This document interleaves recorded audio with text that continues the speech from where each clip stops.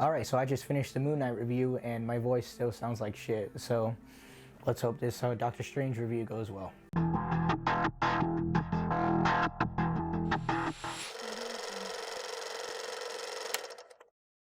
Alright, so Doctor Strange in the Multiverse of Madness has finally released, and I was actually really excited for this movie once I heard Sam Raimi was the director. Obviously he made the Spider-Man movies, so I was going to be really excited to see that. And I would say this movie was so much fun. I think when Sam Raimi did what Sam Raimi wanted to do, I absolutely had a blast.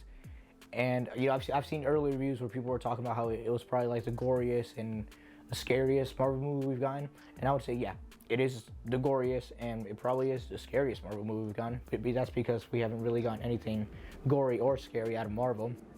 So saying that, you know, you gotta think, okay, just because it's the goriest and scariest Marvel movie doesn't mean it's full of gore and it's just pure horror. I think, you know, people are getting that confused when people are expecting like this, like, I don't know, some like torture porn kind of stuff. It's not that. It's actually like a fairly simple premise. You know, it's just Doctor Strange meets up with this new character, America Chavez, which, you know, I enjoyed her for the most part. I don't think she was anything crazy, but she was definitely a fun character and a welcome addition to the MCU.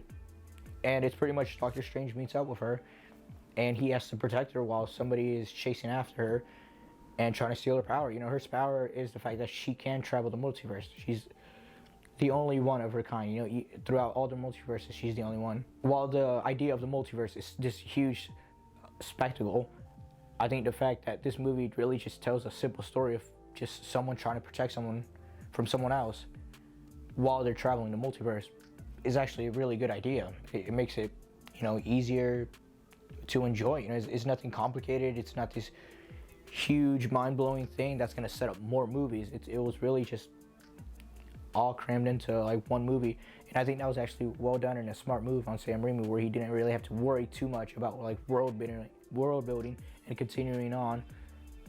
So I enjoyed that. It was like this huge movie with, in a way, a small movie at the same time. So Elizabeth Olsen plays Wanda Maximoff, and honestly, I think this is easily one of the best performances we got out of, well, honestly, any MCU movie. So this is a minor spoiler because I had no idea this was. I kind of try to stay away from most trailers. I saw the first two, and even that didn't really show much of, you know, who the villain was going to be. And it turns out the villain throughout pretty much the whole movie is Wanda. And I think that was actually really badass. I was really hoping they weren't going to have like Wanda the villain for like half the movie, and then she turns good because she has to fight somebody else, so she teams up with like Doctor Strange and America Chavez to fight an even bigger threat. It's not like that. It's really just purely Wanda being the villain, and I really enjoyed that. They just made it more personal, especially since we had so much time with Wanda as a good person. It was really enjoyable seeing her become this threat. It's almost like kind of like the Loki character, where we've seen Loki in multiple movies, so we have a good understanding of who the character is. The same thing with Wanda. You know, we've seen her in multiple movies, so we have a good understanding of who she is and how she got to where she's at now in this movie. Now, I would say, from what I got in the whole multiverse side of this movie, yeah, it was small. It's not this huge, you know, cameo movie where it's just full of cameos every 5 minutes. I was expecting that. And then from some of the reviews, you know, they were telling me like tame your expectations, because that's not what this movie is. This movie is actually, you know, it has like its story, and it's not really just for nostalgia's sake where they're gonna bring old actors in just for fun. Now, we did get a little bit of that in some scenes, a little sprinkled here and there, but for the most part, it's not just about like traveling the multiverse and seeing different actors play, you know, just the same characters, or seeing like new characters come in. It's not like that. For what we did get, I absolutely enjoyed it and just had a blast. Some of those cameos were fun.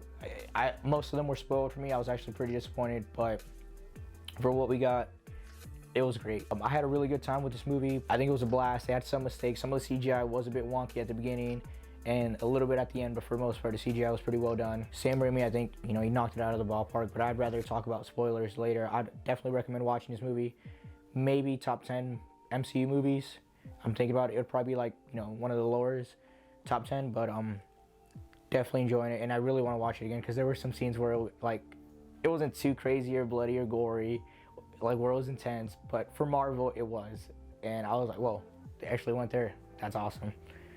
I'd rather talk about this like with spoilers, and hopefully I'll probably do another video later with a better voice.